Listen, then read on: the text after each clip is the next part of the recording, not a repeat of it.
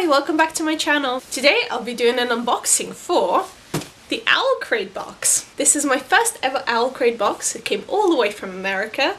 I will be transparent and say that I did purchase this with my own money. I was not paid to review or get this box, not that I would probably ever after this video. This is a monthly YA fantasy or some sort of a fantasy book subscription that comes with one book usually and other bookish goodies from different fandoms. I have never had one of these and it's quite exciting. I've always seen people unbox these on YouTube and I was always very curious about getting one myself, but I never really wanted to until maybe this particular book. I just really wanted this particular edition. I didn't know what it was going to look like, or this particular book. Yes, I know what book is inside, but I think it's quite easy to sometimes know and figure out what the books, these subscription boxes, are going to have inside, so I have purposely made this purchase for that particular book. Also, I have kept this box in isolation for a week.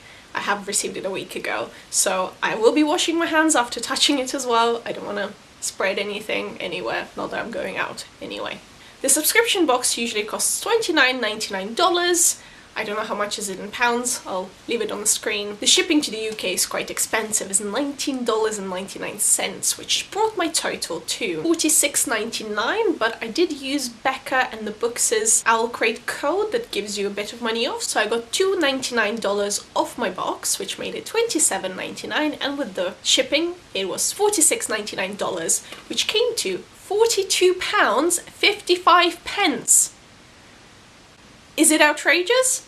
Yes. I'll tackle all these little bits a little bit later in the video. But let's get to unboxing this baby. So let's open her up. We're going to struggle. I did pre-cut it so I could get in. Why is it so difficult? So here we go. This is what you get when you open it. Oh no. Oh. It's totally falling. So this is the little card. It says Owlcrate on it with a little pretty picture of the moon. I think this is the April box from 2020 and the theme for it was full moon magic. So we see quite a cute box on the inside. Those are the fluffy bits that I need to bin somehow. This is what you see when you remove all the little white bits. And let me put this down and I'll dig into the items. I guess I'll start by saying that I'm going to be quite honest in this video because I'm not affiliated with any book boxes, but I have in the past, in the last I think year and a half, have bought quite a few of them, and most of the time I'm not really that impressed. I'm happy with the book. I love getting special edition books for some of the books that I'm hoping that I'm going to enjoy, or things that I know I will enjoy, or books that I've actually read already and I wanted something special from them. I just love collecting special editions of the books anyway. They usually come signed or some sort of a form of a special token from the author, but I wanted to get a nice edition of it. I don't know why, I don't know if I will like it actually, but we'll have a look. So the first thing that I saw when I opened the box was this monthly enamel pin. I guess you get one of these every month with your box. This month is a really cute little owl. It's an owl with all the moon phases on it. It's a nice little metal backing. It's cute. I love pins. I think this is a great addition to my collection. Next up, we have this little box. It has a little moon, an Owlcrate sign on it. Let's see what's inside. It's a bracelet. It looks really cool. So it's a crescent moon and I guess maybe a full moon. I have quite slim wrists, so bracelets usually don't fit me well. Okay, that is quite cute. It's rose goldy colour, but there is an issue. As soon as I opened the box, I could see that there are some imperfections on it. It's almost like it's tarnished.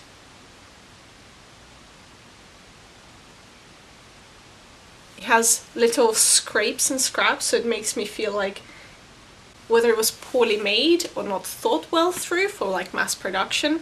It is cute, but I don't wear bracelets. I wear a watch and usually bracelets catch on my head and I find it really uncomfortable. So this is cute, but I'll probably never wear it. So item number 3 in the box is this little pouch. A dreamer is one who can only find his way by moonlight. It's really cute. I did just drop it. Let's see. So inside is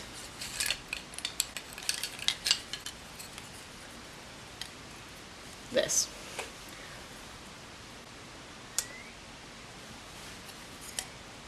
Oh, it smells really funny. Oh, I don't like that.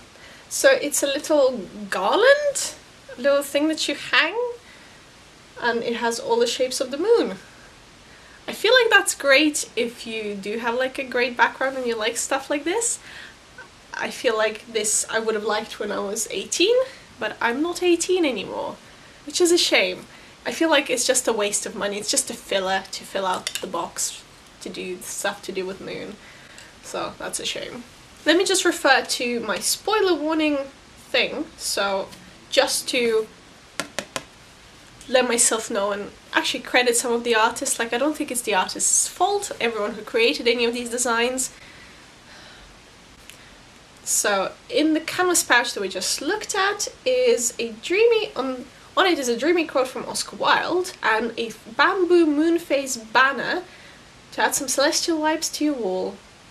It was designed by the Owlcrate team member at Paperback Bones. That's great. So the bracelet is inspired by Winterwood that I do not own. I'm not interested in reading. It's cute, but I guess. And it was designed by Team Owlcrate. So continuing in the box, I find this. It's a black tote bag. That is actually great. I love tote bags. I probably have around, I think I counted them, 150 tote bags. I mostly keep them just for decoration. Oh, I'm never gonna wear them because they're so cool. Anyway, this one says the moon is a loyal companion. It's sweet. It feels like a really good quality. It has a few like loose strings here and there, but I guess that's what you can imagine from it. It was made by Owlcrate, cotton tote bag, hand wash, dry clean, made in China. But I like black tote bags. I think of every single black tote bag that I've had is really difficult to achieve because of the material, usually, and the printing. So I think this is quite nice. I think I'll definitely wear this.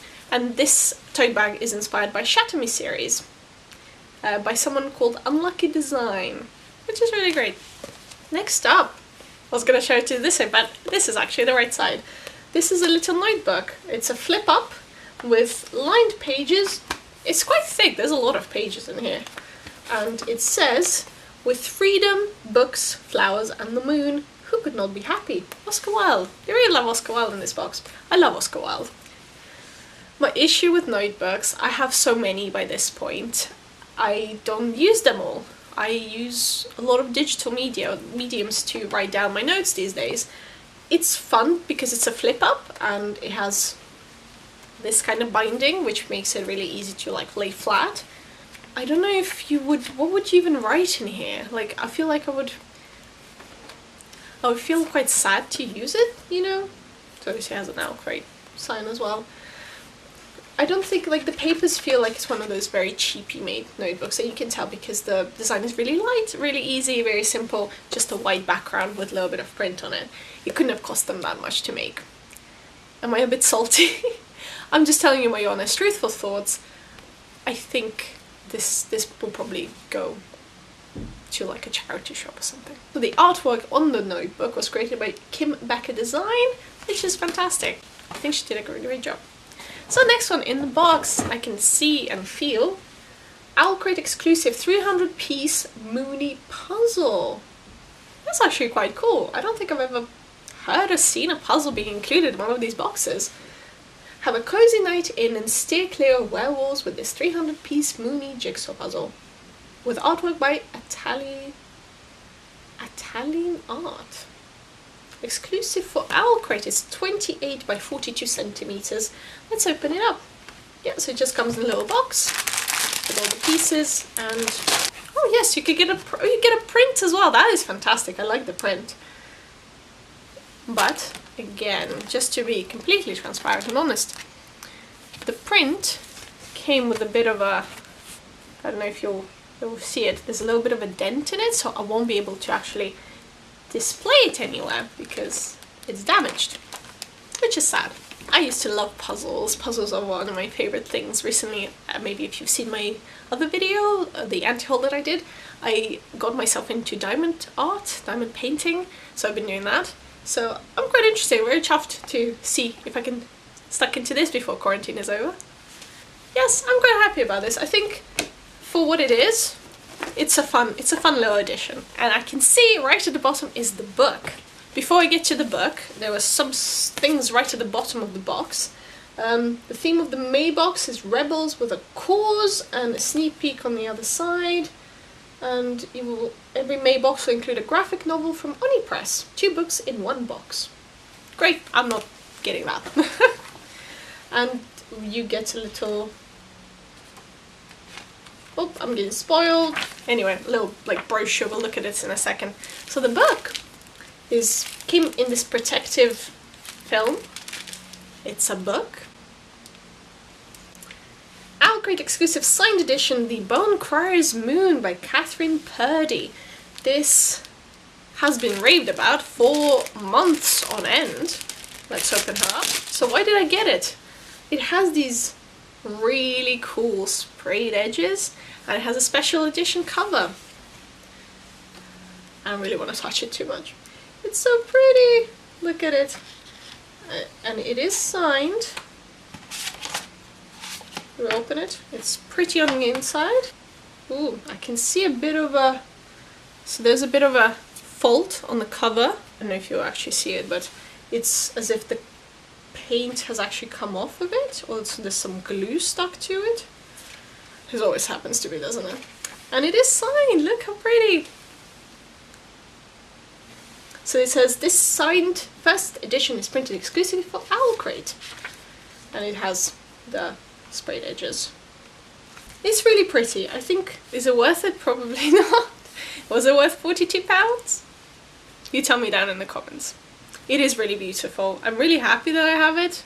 It's going to be a very nice addition to my bookshelves. Does it fit? Don't want to break it. So it also came with an author's note. It's really sweet, and a little artwork on the back. So in this little notelet here, we have an interview with the author. So there's the original cover and the cover for Owlcrate. A little word search. I love word searches, but what word search? Okay, cool. An interview with the artist of the tote bag, and some other stuff. I guess Owlcrate and a lot of these boxes do like a monthly photo challenge, so you can enter, if you post a photo according to these prompts, you can win, I think, subscriptions or something. How I also purchased the original edition of the book? Yes, I did. So this will be my reading copy, and I will keep this safe on my shelves. Look how pretty they are. I actually started reading this last night. It's okay so far. It's very basic YA, from what I can tell. It has a prelude 8 years ago. Ooh, it reminded me a lot of the structure reminded me a lot of Hush Hush by Becca Fitzpatrick, which is one of my favorites from when I was a teen. But so, what is this about? Let's find out. Bone criers have a sacred duty. They alone can keep the dead from preying on the living, but the power to ferry the spirits of the dead into Goddess Elara's night heavens or Tyrus's underworld come from sacrifice. The gods demand a promise of dedication at the cost of the bone crier's one true love. Okay, from when I started reading this, it's clearly set in some sort of like a French-inspired world. Gaille, I think is the country called, or the area called. So the the characters have French names. This character's name is Ailesse.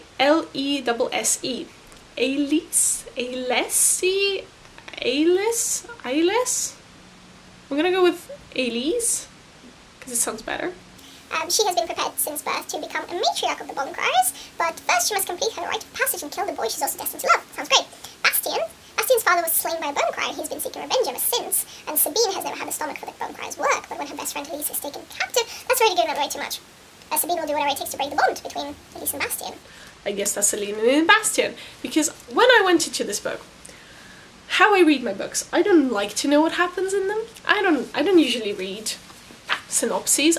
If I see the book and they've paid the illustrator enough money to actually promote it accurately, I'm intrigued. So obviously I've been intrigued about this book. And I just started writing. I think I'm only like 2 chapters in. It starts off with Bastian finding out seeing his father killed by the bone crier. And then Elise and Sabine doing their thing of trying to find this next talisman for Elise to claim her title. And I was so confused as in who these people are, but like obviously we'll find out eventually. I didn't know that Elise and Bastian has sort of thing going on. I thought Sabine was going to be a main character. Anyway, so far written quite flowery, so there's a lot of descriptions. It really tries to make you see everything that's happening around you, but it has a really quick, fun scene right at the beginning of the story. I'm quite interested. I'm going to read this. I'm doing a read along with, I think it's Fairy Loot for their special edition, but I should have read 95 pages last night and I didn't. So I'll be catching up hopefully today. But I'm really curious. This looks really pretty. It's 450-page book, so it shouldn't be too bad. Let me know in the comments if you have read this, if you're excited to read this. So into a more, let's say, unpleasant part of the video, I just want to lay down my very honest thoughts. I've mentioned a little bit right at the beginning of the video. I don't feel comfortable saying something that isn't true or just for the sake of saying it. I am happy, and absolutely everyone else do what feels right for them. The reason I would subscribe to these book boxes was not for the extra items, extra junk, take it with a pinch of salt, extra junk that you get from them, but for the books, for the special editions. Yes, recently, let's say Owlcrate, who is a UK-based company, have introduced a book-only subscription, but it's still so expensive. So, is it worth paying, what was it, 40 quid? Let's take away all the price of the other items. I think they will come to maybe like a 10 or 15 quid. Let's even 20. Paying £20 for a special edition book when you can get this for 13.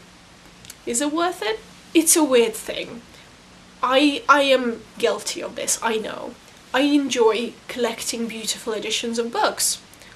And I think that what makes me a book collector, and as I have mentioned it before, I love having books, I love looking at them, I like knowing that they're in some way, shape or form special. I don't go overboard. I try not to buy every single signed book that I see, every special edition that I see. Not every book is worth that special edition, if you know what I mean. So this is where my problem comes with these subscription boxes. They are selling you a product without you knowing what it is, or a bunch of products, but mainly the book. And they have started doing, I guess, I don't know if they've always done it, but they include some sort of like a promotional picture with the symbolism or the colours or something that is reminiscent of the book's cover, so that the people will somehow know what's inside. And I think that's great, because that's how I knew that this book was included in this particular box, and then I could get it if I wanted to. But most of the time you don't know, you're not going to go out of your way and find out. There are people who do that, and you can like message them on Instagram or something, but you see, I'm willing to pay something a bit more for a special edition. Obviously there's been work gone into it, the printing, the extra spraying, or the extra for the author to sign the book and make it special for you. But I don't want to receive all this junk alongside it. I am not going to use any of those items besides, I'll put the puzzle together and then I'll probably give it to my sister. And I'll use the pin because I love pins. But everything else, and only if we actually look at it, and the tote bag was good. So you get these 5 items. The little dangly bits, the little very poorly made bracelet, a tote bag, a cheapy notebook, and a puzzle. It really stinks I can't have it next to me. Oh, I'm so sorry. Out of all those 5 things, I'll use two things. And I guess the pin doesn't count because it comes with every single box. You see my disappointment? I have been burnt 90% of the time with these book boxes. A candle, sure, I'll burn it, but I don't like candles and I'm very sensitive to scents, so I can't smell something all the time. I can only have it on a particular time, particular day. And all these house decorations, great, but some people do not have any use for it. There is obviously a disconnect between you want to support the artists, or because these companies heavily support these artists, they give them a platform to be exposed on and they promote their kind of work. But at the end of the day, if you're making something that is not bringing actual value to it, is it worth putting it in there? Is it worth putting that effort into it? It's really difficult. It's a tough topic. The only reason I will be purchasing any of these boxes in the future is if I know that there is a book that I want to have a special edition of. It's still not great, and obviously from this video, if any of the companies ever see it, they'll never sponsor me or ask me to do any work with them. But I think that's not the point. I don't want to work with someone or for someone who is not doing what I agree with or what is the best thing to do. Do I think there is a way to do this and still be profitable for them? Yes. How? So that's a really, really good question. I think finding a good difference between high quality items but also great designs and useful things to add to it, I think that's where it would come to, because these are very basic ideas. Oh, a piece of jewelry, oh, a piece of homeware, oh, a notebook. Where is the creativity? Add something to it that will bring meaning, that will actually make sense to include in this kind of box. I have had many subscriptions over the years, from stationery, food prep, snacks, books, and even like fandom themed items like Owlcrate. Back in the day, Owlcrate was probably one of the biggest things, and now they're making zero money and they're going bust. So are people going away from the subscription boxes? Maybe. I have had a stationery subscription box. I'm not going to name it in this particular video, but I've had it for a year, and I have only used maybe like 40% of the items that I received over that a year period, and the boxes were £10 plus £2.99 postage, so that would make it £13. But if you signed up for a year, you get a bit of a discount. But still, it was about £100 worth of stuff that I received. I only used £40 worth of stuff myself. Do you see the disconnect there? I really, really want to support individual brands and businesses like this because, yes, there is something elitist about these book boxes. They sell out really quickly. They are hyped up everywhere on Instagram. That's how booktubers make their money most of the time. But I don't want to promote something if all you're getting is one book for the price of a bunch of stuff that you're not going to use. I'm sorry it was really ranty and really honest, but I really wanted to get my thoughts across. I paid £42 of my own money for a book, sure. Let's say it was £20, but then I spent £20 on really 2 items. A tote bag and a puzzle, which is probably how much they both cost. The rest I'll be donating, I'll be giving away to friends and family. So I hope you take something away out of this video that will make you make good decisions for yourself. It is financially really a difficult time. I will not disagree with that. I personally should be also looking after my money and after my own finances and really being aware of what I spend my money on and if this is something I would like to spend my money on. If you would like to see me talk about all my previous subscriptions to boxes in the past, please let me know down in the comments. I can have a look and do a bit of research and see if I have any receipts or any memories of that, and I can bring that video to you. But thank you so much for watching today, and this is it for me. Bye!